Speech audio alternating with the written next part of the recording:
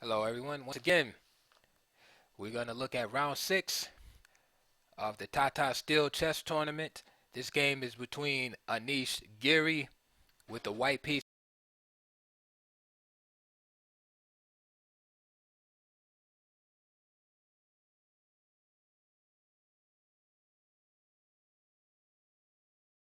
knight f3, d6, d4.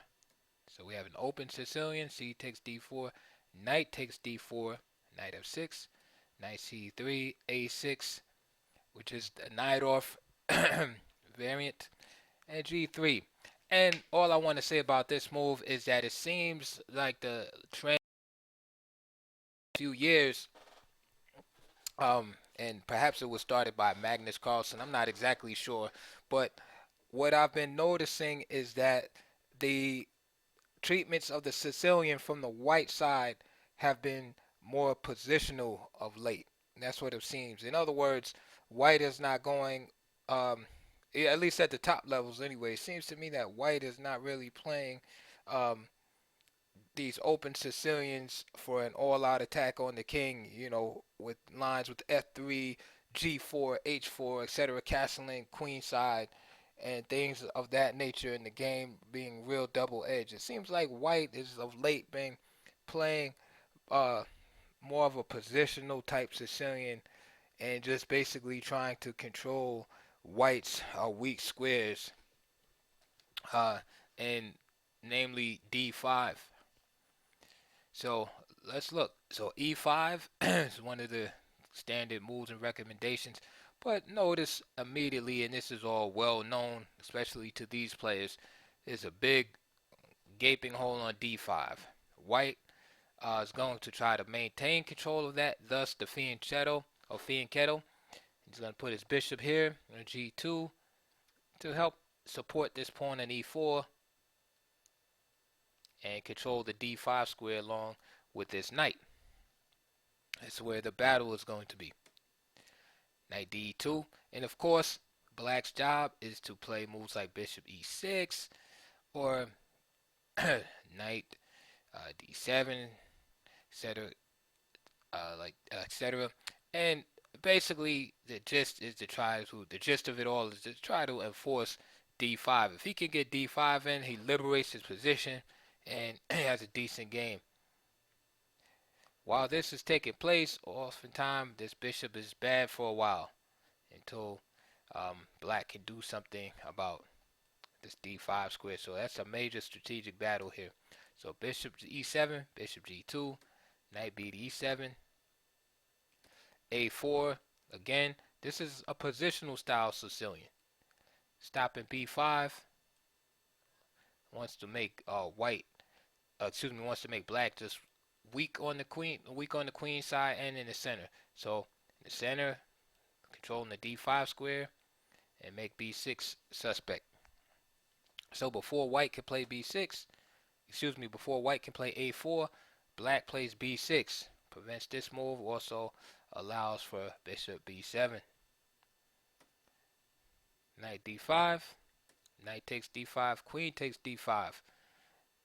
So capturing with the queen and keeping d6 as a potential target and also temporarily preventing bishop b7. But more so to keep the line open so that d5 can be attacked by the pieces instead of capturing like that. And then now, d6. And now d6, although theoretically weak, cannot really be attacked. So attacking with the queen. Notice the pressure being on d6 still. Okay, rook b8. Alright, there's real simple. I'm going to win your queen. Bishop b7 is coming up. Knight c3. And that explains unless you had questions, why did the knight drop back to e2 earlier after e5? Remember, the knight dropped back here, and that's the contributor in the fight for here. The knight could have went back to, to b3. That's one of the standard moves. But it's okay to move the knight to d2. This bishop isn't going to be coming out here or anything like that. The bishop's going here. It's already indicated by g3. So here, here, and here is your basic plan. And there it is. Castle, castle, bishop e7, queen drops back, rook c8, and white always has to be careful on this file, open C file here. Sometimes position dictates a sacrifice take place on c3. Rook e1, and again notice the slow, methodic pace that white is playing at. There's no rush to try to push the pawns forward on the king side. It's just merely just squeezing black. The attempt is to squeeze black into position using the weak squares. h6, bishop h3. I like that move. This pawn right here is not doing white any good, so he just moved. I'm sorry, not doing white's bishop any good. I mean, the pawn is great for holding this pawn back, but the downside is that this bishop is blocked behind it. So Giri just moves the bishop to a nice diagonal, and it also has the added bonus of breaking up the coordination a little bit of the black pieces. In other words, this knight can't really move because the bishop would capture the rook on c8. The move like f5 is hindered, so the bishop is doing a good deed there. Rook c6, eliminate one problem. Now this knight is mobile again. Notice, though, by moving the rook here, the bishop is blocked temporarily. So there's some coordination issues. And folks, when you see the pieces starting to look awkward like this, look for combinations. Things don't look right. There's usually something wrong. And Giri does a good job here of just exploiting the lack of coordination of the pieces. Like that's a bizarre looking move to me. Rook c6. I like the move. I mean, it's real simple chess by Giri. That's why I like this game. We looked at the Richard Rapport Wii game, and we saw all these tactics everywhere. Where in this game, it's just simple positional chess, but then black makes a mistake, and then you see like a flash of lightning tactics. So check it out.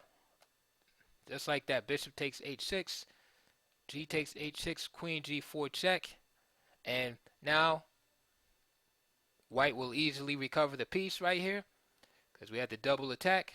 Bishop getting his money's worth on the diagonal, and we have a busted up pawn structure now. Now we have more pawn weakness in the position.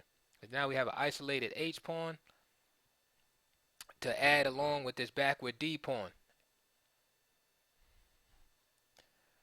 Bishop G5. Queen takes, bishop takes D7. So going into an inferior endgame now. Rook C7. Bishop comes back to F5. Beautiful square.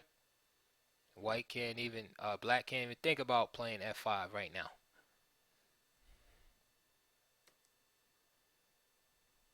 Bishop D2. Rook E D1. So black tries to get active. He kind of abandons this pawn.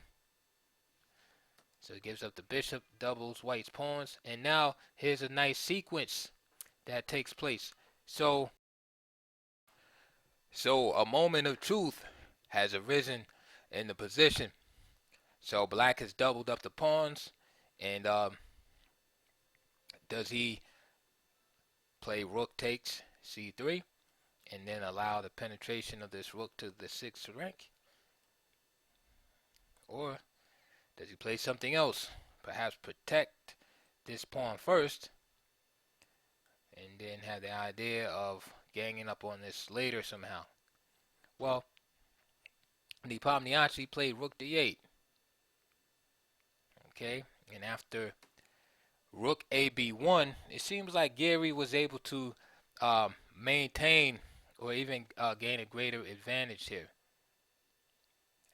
One of the rules about rooks that you might find in any book about rooks is that you must keep your rooks active. And if you notice in this position, it's easy to tell who has the more active rooks. Okay. Giri's rooks on D1 and B1 are very actively placed, pressuring the vulnerable weak pawns in the black position. And notice that although the position has been simplified, right, the same weaknesses that were taken on by black at the beginning of the game are still here 24 moves later, right? The weakness on D5, the D6 pawn, and the B6 pawn. You see? So that's the positional aspect of the Sicilian that has been coming to the fore in recent years. As players aren't no longer just trying to blow black off the board in the Sicilian, but just simply, playing this positional way. So it's going to be interesting to see how players deal with this approach in the future. But again, in contrast, notice the black rooks are very passive. The rook on d8 and this rook on c6, right, just protecting. So that's a bad, very, very bad sign right there. Now, many times we get in positions, well, you might say, well, why not just rook takes? Problem is if he tries to do something and the rook comes up with tempo, he's challenging the bishop, this pawn. Um, so for instance, say bishop c6, right, protecting the d pawn. There, this rook takes a6. And if rook c7, protecting the bishop, rook b takes d6. So it's just too much. So he can't really do nothing. So in this position, black, and we face these kind of positions too often, where we're better, but we're faced with the dilemma on of how to improve the position. Like now, where do we go? We have these weaknesses. We know d6 is weak. We know b6 is weak. Right? We know we have the better pieces. Rook on b1 is excellent. Rook d1, bishop on f5 is good. But now what? How do we get? How do we get to the next level? In the position. And this is where you got to create, additional opportunities. And Gary does an excellent job of this. Right? He stays focused on the same squares of that became weak in the beginning, and that's the D6 square. Now check this out.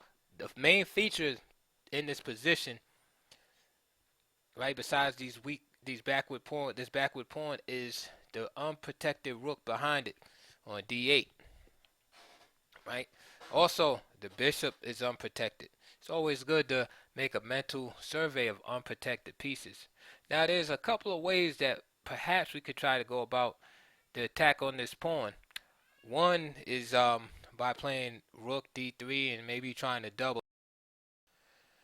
Gary comes up with a good idea, and that's basically to pressure this pawn complex. So check it out. So now, all right. So I got interrupted for a second. Sorry about that. I had to come back. Um, so where were we? Okay, yeah, Gary. He played a nice idea here. F4. Right? So f4, and the idea is after this pawn is deflected, right? And play e5 and exploiting the pin here, right? And that's the way that he makes progress, right? Good moves here. And furthermore, after e5, right, this is ready to deal with the concept to say f takes g3, bishop e4, d takes.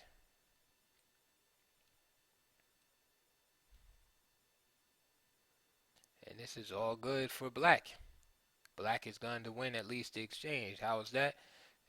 If he goes like this, right, to move his rook, but then at the same time keep the bishop on b7 protected, hopefully you can see that this bishop takes f7 check, exploits the lack of protection of the rook on d8. That's the main idea of that. So after e5, Bishop c8 was done, and that basically avoids what I just showed you because the bishop gets out of the way. He just wants to trade off.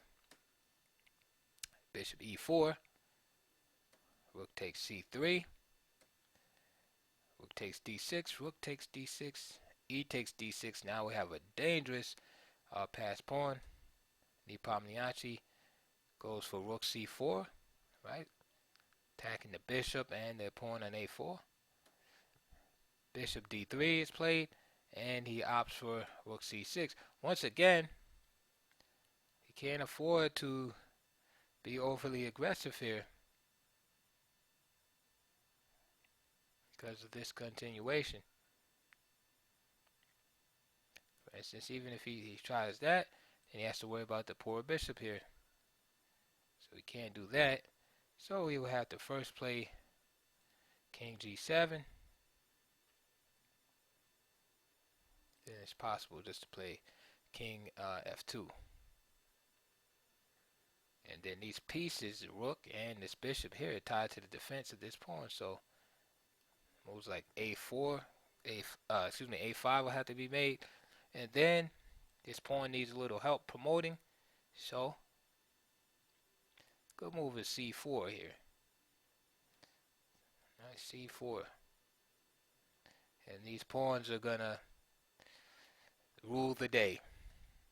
So back to the game after bishop d3. Nepomniachtchi went back, rook c6. Tactics alert, rook d1 again. If rook takes here, then simply bishop h7 check, winning the rook. So the pawn is protected. King f8. And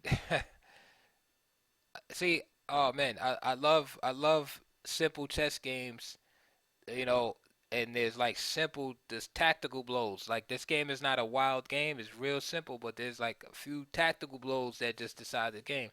So at the rook d1, I just showed you that this is not possible because of the simple bishop h7 check. And most chess players can see that right away. That's what's beautiful about it, is the guys like 2700, 2800, but all of us lower rated chess players, you know, can see it also. So what do you do here? Of course, you want to take the pawn, right? You're black. You want to take the pawn to d6. You play king f8. You say, all right, you know, now what? Right? Nepomniachtchi is saying, now what? I'm going to take the pawn to d6. However, there's more tactics. Giri comes with bishop takes a6, a classic deflection or distraction sacrifice. You see? What's the idea? If bishop takes, how do you stop it? No way to stop it. The bishop can't get back in time. The rook can't go back. King can't get over. And you just queen. Simple. So instead of taking, he takes that. You know, he probably was mad and just took the pawn. H takes g3. Then he resigned. You know, that's what I was saying. He could have resigned right there, but he, like I said, he probably was like mad and stuff, and just was like, all right, whatever. It's real simple game by Anish Giri. Straightforward, simple, just clamping down on those early weaknesses. What are the early weaknesses? You see it right here in the diagram. One is d5, the other one is b6, the b6 square. And those weaknesses killed black. You know, who would have thought from a simple position like this that white have such a dominating game and an easy win, 33 moves. You know, so with that, that concludes our analysis for today on the Tata Steel tournament. And as usual, please like and subscribe, and I like all your comments. All right, talk to you on the next video.